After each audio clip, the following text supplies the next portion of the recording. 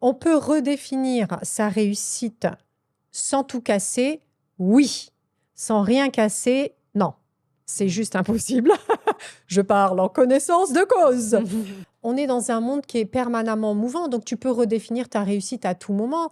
Tu peux. D'ailleurs, je lisais une étude que l'âge moyen l'âge moyen des femmes millionnaires, c'est 49 ans. Bon, c'est bien, je vais avoir 49 ans dans bien longtemps.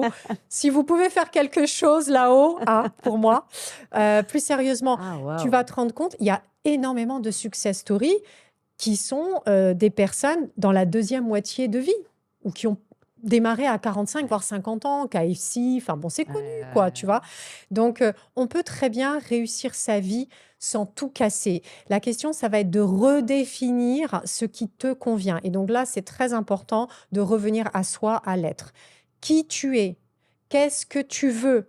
Clarifier ses objectifs. Clarifier ses objectifs Très, et très, très créer important. ta trajectoire, créer ton plan d'action et d'y aller step by step. Moi, aujourd'hui, je suis dans une activité d'accompagnement, de coaching, de guidance de mes clients et de mes clientes, d'accord?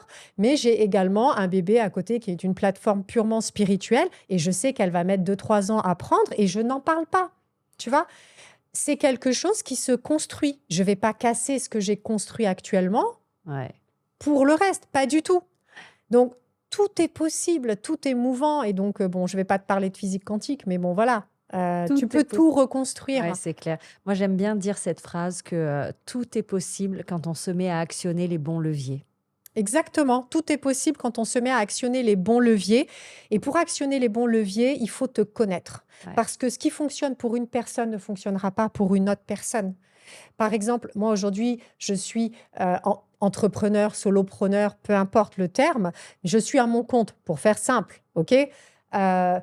J'ai mis beaucoup de temps à sauter ce pas et il a fallu que je sois souvent au pied du mur, que je sois dans des situations extrêmes pour envoyer balader la prison confortable dans laquelle j'étais inscrite. La cage Et je dorée. me suis mis même des fois dans des situations où j'avais quand même le trouillomètre méga à 0, ok.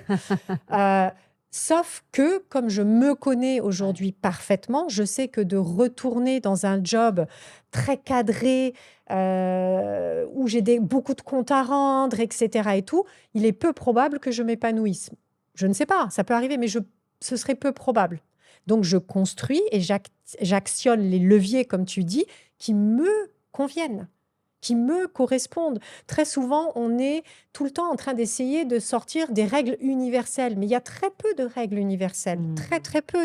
La majorité des choses sont relatives. D'accord? Donc là, je vais citer Einstein, encore une fois, avec la loi de la relativité. Je vais essayer de ne pas dire la boulette que j'ai faite dans un autre épisode où j'ai parlé de Einstein au lieu de Lavoisier, ce qui m'a valu une volée de bois vert, encore une fois. Mais c'est comme ça qu'on avance, justement, en se trompant. Est-ce qu'un seul génie ne s'est jamais trompé? On n'aurait pas de théorie aujourd'hui à appliquer dans nos cours de mathématiques si on n'avait pas des génies qui avaient testé, trompé, jusqu'au moment où ils sont arrivés à quelque chose qui fonctionnait. Ouais. Donc oui, on écrit notre vie avec nos propres leviers. Le plus important pour savoir quels sont tes leviers, c'est de te connaître toi-même. Si tu vas pas faire ce chemin d'introspection, personne ne le fera à ta place. Si tu cherches la solution à l'extérieur, alors tu vas juste disperser ton énergie à l'extérieur. Tu n'auras pas cette sérénité, cette paix intérieure. Tu resteras dans le système. Et c'est OK. Si tu veux, c'est OK. Bien, bah bravo. Voilà.